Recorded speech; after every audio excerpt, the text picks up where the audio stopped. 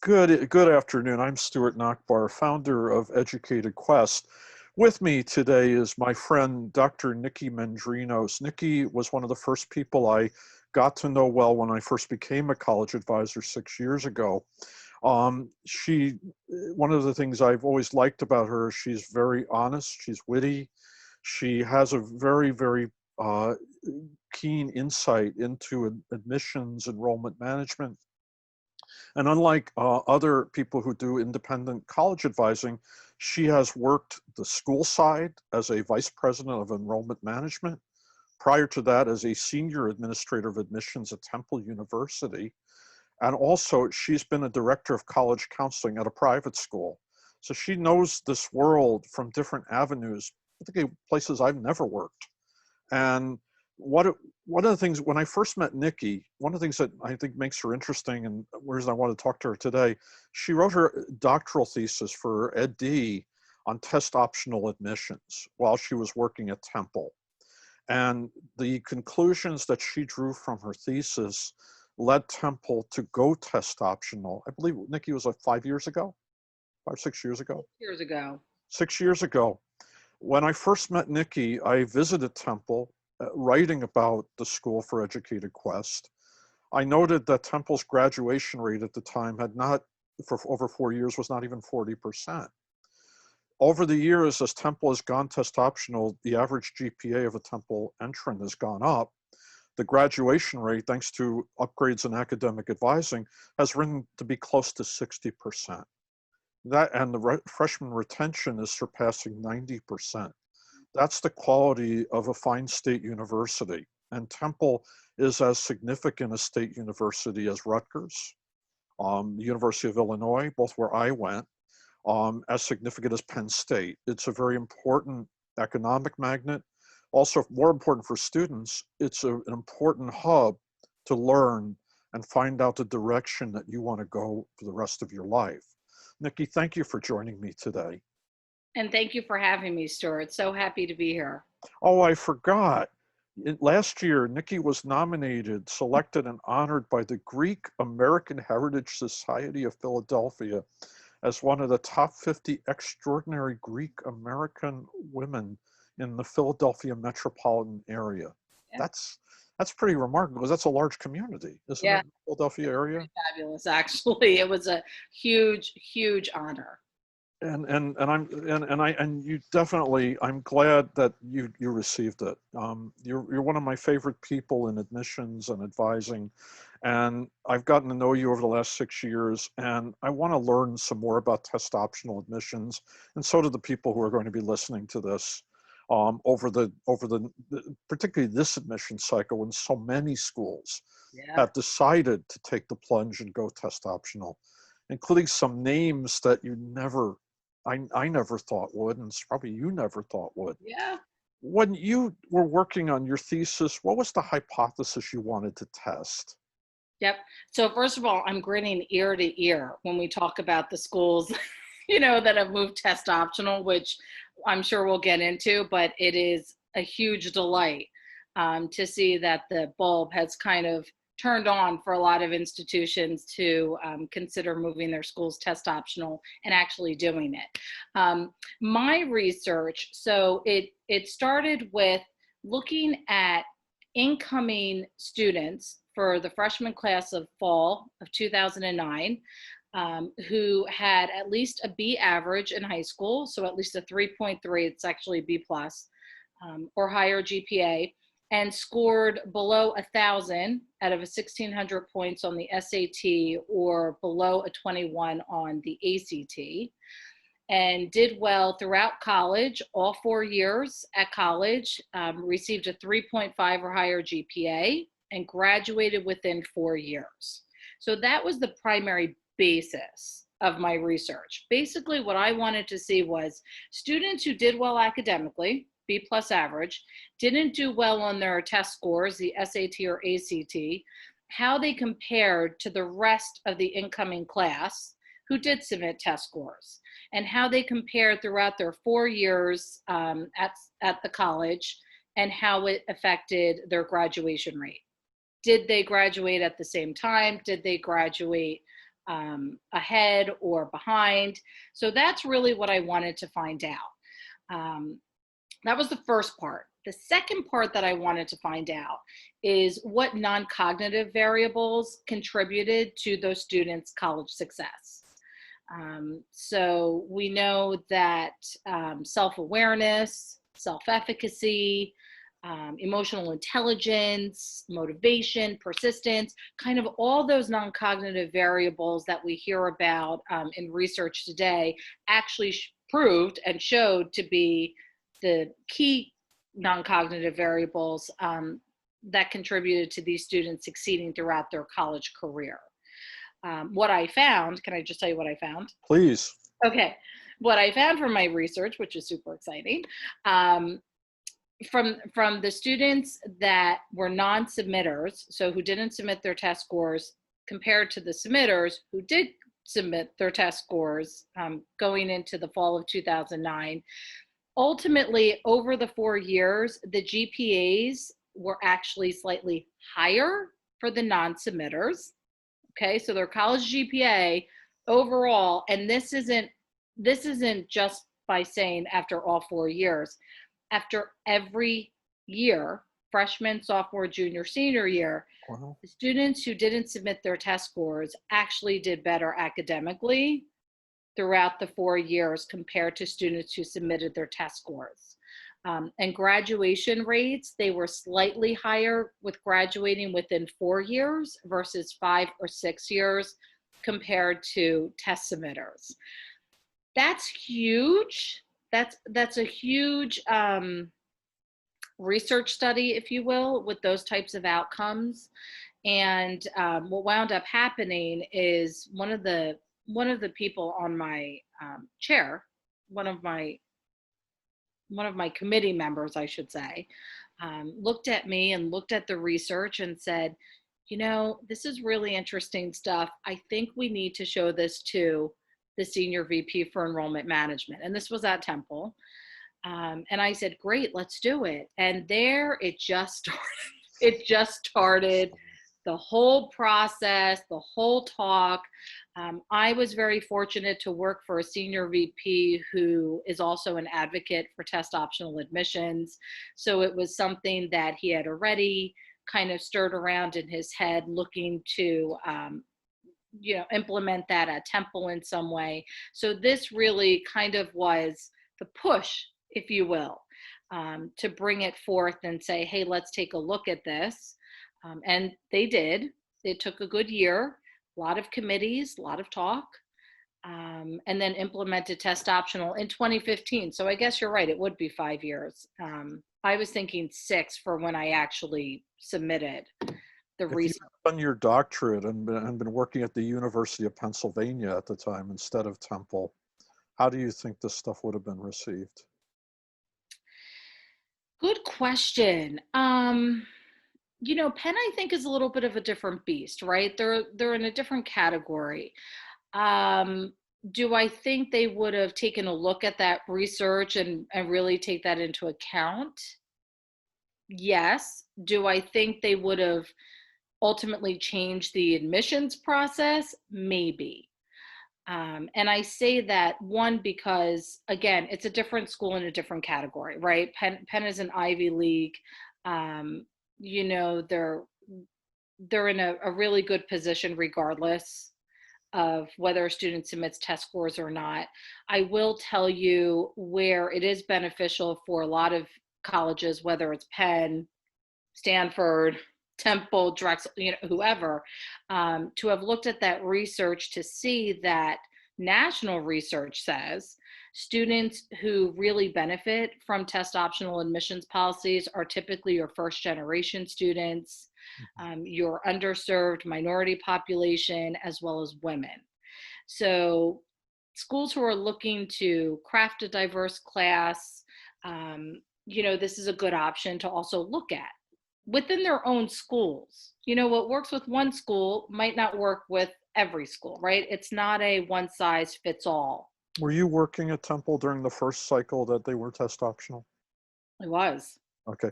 What was the difference in the class the year before that and the class that was admitted under test optional? So the minute Temple went test optional in 2015, the percentage of applicants that applied test optional was about 20%. Okay. And that's fairly high for, especially for a school of the size of Temple. Um, and if I seem to remember, we yielded, the test optional people were about 12 to 13% that we yielded that were test optional. And again, that's pretty high. That is high. That is high. Where they are now with test optional, I'm not sure. Again, I haven't been at Temple for the past 3 years or so. I would love to get my hands on that data. I might have to make a call to some fellow colleagues about that to see where actually the first graduating class landed. I'd be curious to see if that does align with the research that I had of students who applied and attended Temple who were test optional compared to the test submitters, what Did their the, GPA looks like, if they graduated within 4 years, and so on. did the decision that they made increase the number of applicants to Temple? Absolutely. Do you have a factor of how much? Um, I can't remember by how many applications, but it definitely was an increase. I want to say maybe between 3 to 5% of an increase of applications. Um, and you'll typically find that. I mean, when I moved to my other institution as the VP for enrollment, we also moved that institution test optional, and we increased our applications by a good 5% of numbers of people applying that were applying test optional.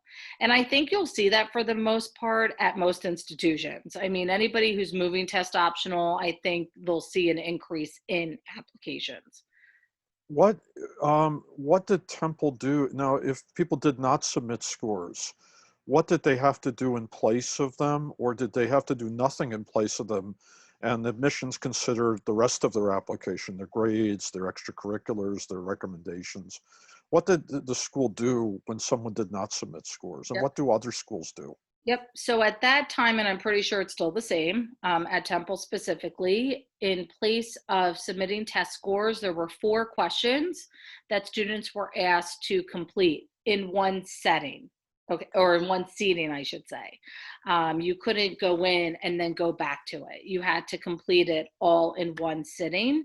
And each of those questions were developed to assess non-cognitive variables.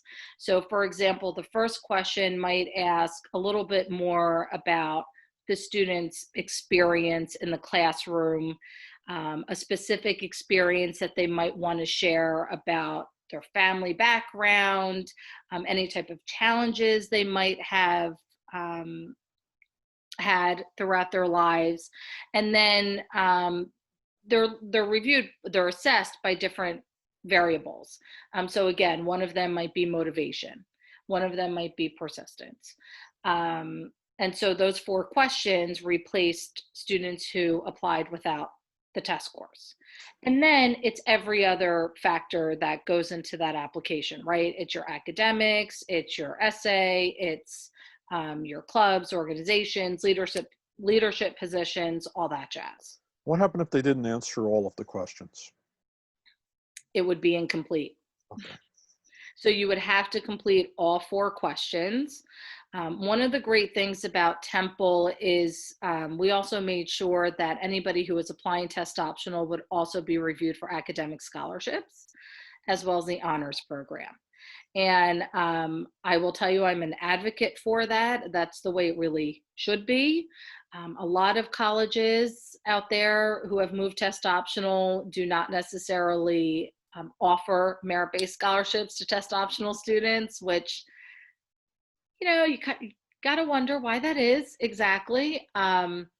So that's one of the great things with Temple. Now, other schools, for example, when I left Temple, I went to Rosemont College, and when we moved Rosemont test optional, we actually put into place interviews in place of submitting your test scores.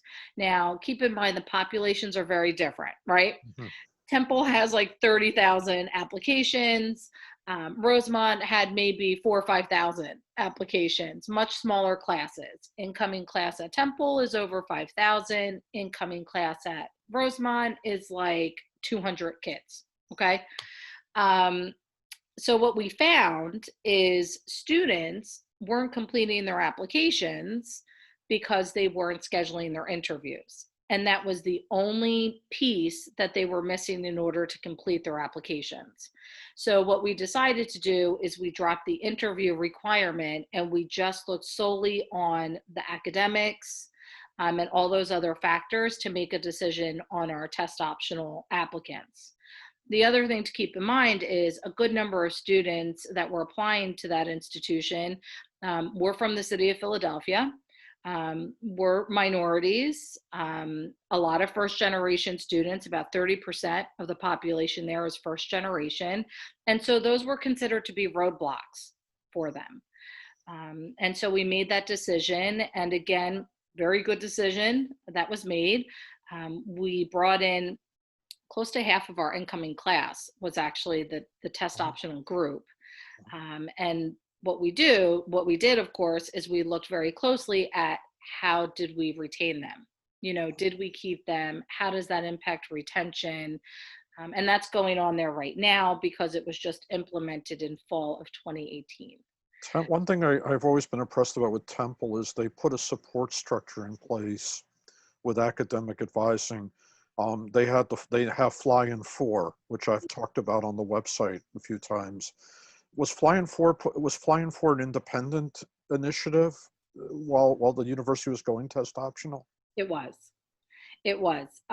We were just fortunate enough that it aligned very nicely with test optional when that started in 2015, along with the Fly in 4 program, which also started at the same time.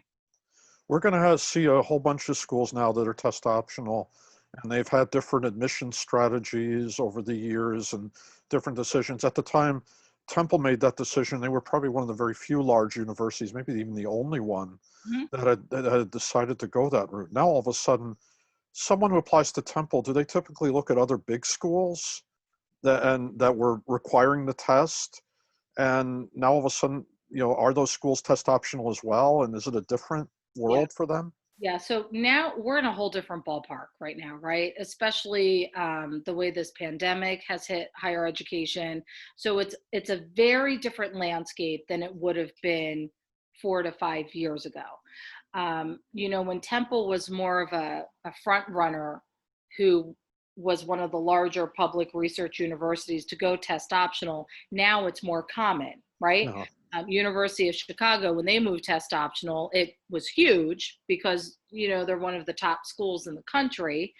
And then everybody kind of followed suit after that. So, you know, students now who are looking at large public research universities that are test optional, they need to look at, you know, what do my grades look like? What am I doing in high school right now? What are my academic grades looking like? And what major do I want to pursue in those colleges where I could possibly apply test optional if I don't have strong test scores? Some schools, large universities included, still require test scores for certain majors. You know, engineering, for example, there's a lot of colleges that still require test scores for engineering or for nursing programs, health professions. So they need to students really need to take a look and see where would be a really good fit for me that I would do well and excel at that school as well as in the program. So I think it depends. From your experience working in the high school side and working the college side, over the spring, the College Board and the ACT canceled tests, and the ACT canceled over the summer. Supposing that high schools have to live under COVID and social distancing protocols, and test centers become less and less available, is it possible that many students will just not get to test and have to look at test optional schools? Yeah, I mean, I think that's one of the reasons why so many schools have moved test optional because of this pandemic and because of the lack of areas that they can take those tests, whether it's the SAT or ACT. Um, So yes, I think students and parents alike are going to get very nervous and anxious about the possibility of not being able to take those tests. But the good thing is, so many schools that have moved test optional are really great options for them now. Um, the ACT is attempting to offer a at-home ACT online test. I think that can be very tricky. I think that might be a little bit messy um, for students. So, I would recommend, and the way that I have recommended and I've advised students at the high school level is, again, really to look at the type of major that you're interested in. If you're undecided, that's okay too. But to really get a sense of the institution from their online virtual visits, look at their admissions requirements and really say to yourself, is this a school that I'd be interested in applying to, that I think I fall within that 50th percentile of their admitted students? I think the rise of applications to a lot of these schools that have moved test optional that you would never think would ever have moved test optional, right? Will skyrocket. I think the applications at Tufts will skyrocket, Columbia, Cornell, they'll all skyrocket because, if anything, now's the time for a student who doesn't test well to apply to those schools and see if they have a shot. Do you think they'll become more selective? That's a good question. I think it depends on the institution. Some institutions have said, oh, well, we think our number of applications will increase. However, we're not going to change our process of holistic admissions. Holistic admissions is an interesting term to use. I can tell you from being on both sides of the desk. Holistic, at the end of the day, I do think it comes down to how the student has done academically, what their test scores are if they submit them. If they don't submit them, I do think there's more focus on the college essay to learn about the student story and kind of their background and activities that they've been involved in. It'll be an interesting time. I think a lot of schools are going to try to meet their enrollment goals. This past year has been very difficult for a lot of colleges. They've extended deadline dates. They've taken people off their wait lists a lot earlier than they ever have. So I think it'll be an interesting time for our seniors when they're looking to apply to college. And as I said to you, Stuart, I think it's a student's market, right? I really do. Because so many schools are test optional now that you just would never have thought of going test optional. Now's their shot at doing it. I mean, they have nothing to lose to go after those schools. There, to me, in admissions, and maybe because I didn't work in an admissions office, I kind of have a simplistic view. There are schools that are looking for reasons to admit, and there are schools that have to look for reasons to deny. There's only so many seats in a freshman class, and so many people want them. A school that is ultra selective, that's looking for reasons to deny, if the volume goes up and the acceptance rate is even more minuscule, what are they going to do to whittle down the population to get the class they want? Are they going to do anything different? Or are they just going to read more of them? Yep, that's a hard question, and it's a little bit of a loaded question. Yes. It is, Stuart. It is. And again, I think that depends on the institution. If we're talking about schools that have like the 6 to 8% acceptance rate, right? That are very selective to begin with. And now where they're going to get a number of applicants that are applying test optional. How do you weed them out? That response will be different depending on the institution. Do I think some of them will look more closely at the EFCs and need for students if they're need blind or need aware? I do. I think some institutions will kind of weed out the students in that sense. I think they will look at the in-state versus out-of-state. Geographically, where are their students coming from? Where would they like to increase student representation? I do think diversity is going to play a role in that, whether it's racial or gender. Now, that's nothing a college would say, right? That on our applications, they would never say that or put that in writing, but I think when you're looking at it, some may review it to see what their class looks like. Every enrollment manager,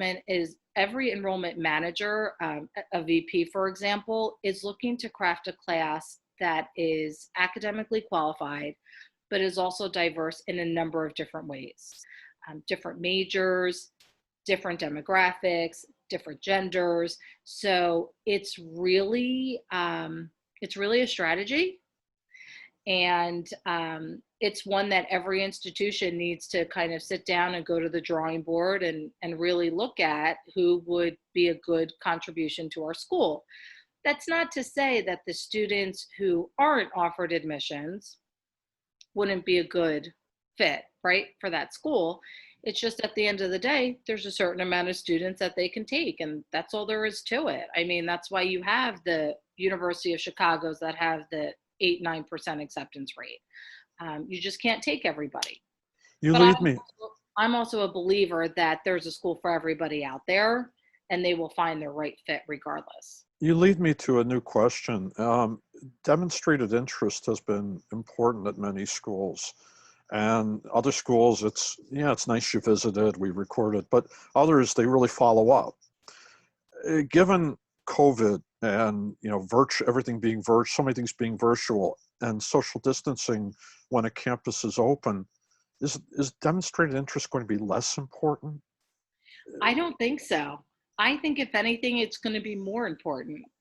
And that's because a lot of admissions offices have moved everything virtual. So you can still attend an open house virtually. You can still attend a specific school or college info session virtually. They can still track that, right? I mean, that's what they're True. looking at. They can still see who's actually on there, and not just registering, but who's actually attending the event, which is what they look at for demonstrated interest. Not just somebody who's registering, but somebody who's actually attended.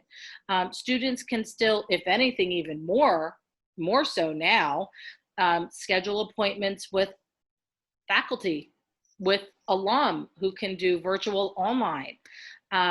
So I think if anything, even more so now, demonstrated interest will be a huge, huge piece for those schools that heavily look at that for admissions. Do schools have a way of recording if a prospect interacted outside of admissions? Excuse Bless me. you. Bless you. Yeah, I have a tickle. They can, if a student has attended a virtual college fair, Okay. they can see that that student has attended that fair or has gone to a fair. A lot of colleges that send out email invites or on their portals or even by text to attend and say, hey, UMass will be at this college fair, virtual college fair on this day at this time, stop by booth, whatever. They can see who actually has come into the virtual fair. But if someone contacts a professor, like one of my students who just finished college, he went up to Cornell, met with the food science professor, showed some dishes she had made, and the head of the department actually ate them and was able to detect the flavors. That's great. And obviously, we can't do that in a virtual. We can't transport the food over there. No. But if they interact with a faculty member or an alum and they don't have an alumni interview program, can that be tracked, or is there a way for the alum to record it? Yeah, so typically they can record it as long as they have the permission of the student.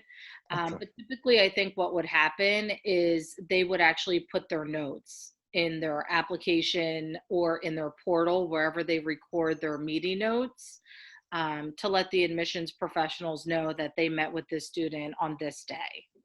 That's how I think they would track it. If students don't have the opportunity to test again, or they do, but the scores are not what they hoped, what else should they do when they're selecting schools, when they're preparing applications? What else should they do that they would do anyway, and that they may not now have to do if they don't submit scores? Yep. So the first thing I'm going to say is students should not be stressing about the test scores.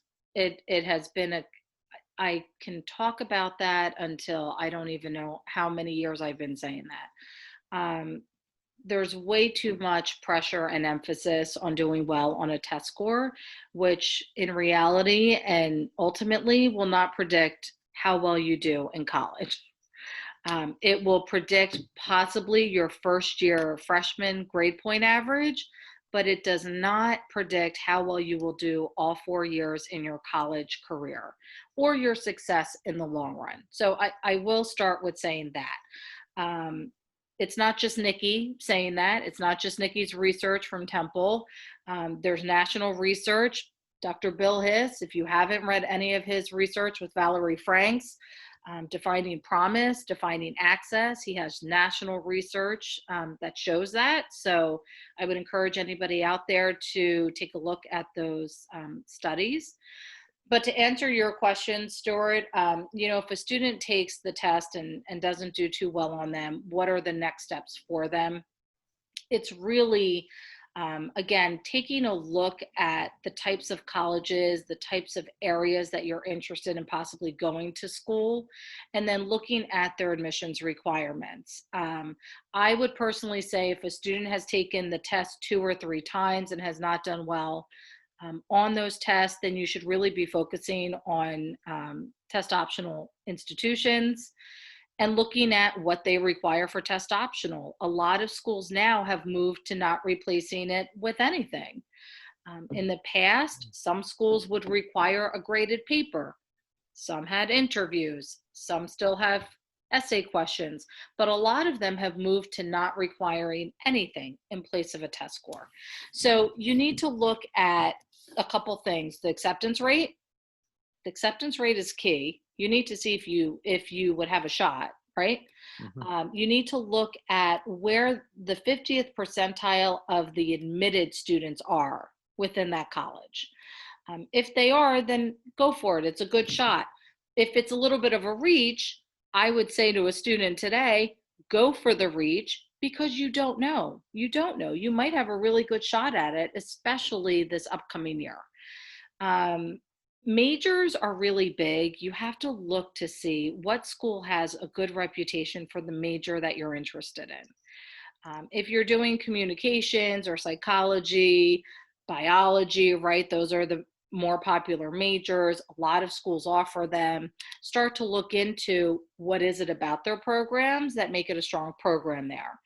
Where are their internships? Where are their co-ops? Where do their alumni go after they graduate?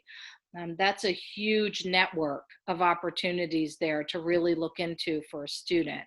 So that's what I would say. If a student took the SAT or the ACT and didn't do well on it again, how would I advise a student to look at those other factors?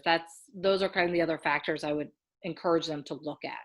Things like nursing and engineering, pharmacy, they often still require scores, bachelor's MD programs. Do the people who teach in those programs feel that there's predictive value to the test? So that is an ongoing debate. That is an ongoing debate depending on who you talk to at what school. Okay. I have had colleagues on both sides about that. My personal feeling is if we're saying to students as an institution, your test scores, you don't need to submit your test scores because we believe the high school grade point average is a good indicator of how well you'll do in college, taking into consideration all those other factors, and then saying to them, but for this major, you need to submit the test scores. I'm not quite sure what that message is saying. I think that's a little bit of a hypocritical message, right? Is it like another hurdle because we only have so many seats and we have to find another way to Weed them out. I don't know if standardized testing is the way to do it. I would encourage schools, colleges to look at, well, how those students that you do require the test scores for those majors, how would they compare to non-submitters for other specific majors? Given that high schools were forced to vacate Mhm. across the country, kids were taking classes online, and some might still have to do that going forward. All of a sudden, the in-person experience was taken away from them. If that continues into next year, how will colleges consider that? You didn't have a classroom, you didn't have the extracurricular activities, you had to be home, and everybody's home environment is very different wherever they are. How are the colleges going to make any changes in the way they evaluate people? Yeah, I think that's tough. It's a tough time for all of our incoming freshmen who are going to college for the first time, especially for our first generation population. It's really a tough pill to swallow. If schools are not planning to open at least some in-person instruction, it's tough. There's no way about it. But then again, this is really a time that nobody expected, right? I mean, Right. nobody expected we were going to be in a pandemic. And I think the colleges are doing their best to manage what they can at this point. Um, Online learning is interesting because a lot of students don't have resources for online learning. So you start to get into the issue of equality there. A lot of underserved populations don't have access to computers. Their high schools certainly aren't giving them laptops to take home and learn, to go for online schooling. A lot of libraries are closed, and so they don't have the access to computers. So I think it'll be an interesting transition to see how colleges are going to do this. We've seen a lot of colleges come out with their fall 2020 plans, which I'm pleased to see that a lot of them are doing in-person and online instruction. So they're setting up a hybrid. A lot of them are starting earlier in August and ending by November, by Thanksgiving break. So then they go home, they're not here in person on campus, and then moving to online instruction for the spring. So I think right now they're all doing the best they can and trying to figure out and navigate which would be the most beneficial for students. Because ultimately, the colleges want, right? The colleges want their students to come back. They want to bring them on campus, everybody, not just incoming. They want to have their students back on campus. They want to offer those extra academic supports, organizations, activities. That's all part of college. It's all part of your college experience and your college life. Unfortunately, we're in a situation where I don't think that's going to be doable, but I think a lot of them have the right idea of doing a combo of both. Students who are just going into college will definitely be starting at a very non-traditional way. But I think the colleges have done a really good job of putting different services in place where they still will be available for students. Do Does you that think answer your question? Because I kind of went a little bit all over the that's place. fair? Do you think that the decisions a school made, let's say I have a list of colleges, and each of those schools made a different decision on how they were going to reopen in the fall, Which they are. and each of them had different results. Yep. Some the kids are healthy, they finish by Thanksgiving, they go home. Others, you find there's an incident, kids get sick. Yep. Do you think that's going to have an effect on applications and as along with test optional, along with other decisions? I actually don't think that's going to impact number of applications. I just don't. I don't think that, I think if a student is interested in a school for a specific program or, whether they visited that school in the past or they've done a virtual online meeting with them, I don't think that will impact their decision of whether or not they're going to apply to that institution. I think what maybe would impact their decision is to see how many students returning to the institution, what that looks like for them. You Right. know, if it's a situation where most students now are just not going to campus at all and they're allowed to, right? where they don't feel comfortable going back to campus, I think that might have a little bit of an impact, where they're looking to go or deciding to apply to. But ultimately, how each of the schools, if they have different outcomes, I honestly don't think that's going to impact if they decide to apply or not. Okay, Niki, thank you for all the time that we spent on this. We covered a lot in a fairly brief amount of time, and I learned some things from this too, to help students, because it's going to be, while it might be easier to apply, in some ways it's more difficult to make a list, It will. and it's also going to be that we also have to figure that with a school that has some degree of selectivity, there's going to be people reading these things a little bit more Mhm. and trying to figure out, okay, how do we choose Niki over Stuart, over Joe and Josephine, and try to make a decision. And I think kids are excited because they may be applying to some school they never thought they might have a shot, but I think they have to be prepared to go into that process knowing that they have to really work to make a good application. But Niki, you're one of my, like I said, you're one of my favorite people in the admissions world. I know you'll be one of my favorites, and you're one of my favorites as an IEC, and I really thank you for the time. Thank you. I appreciate that. Good luck, everyone.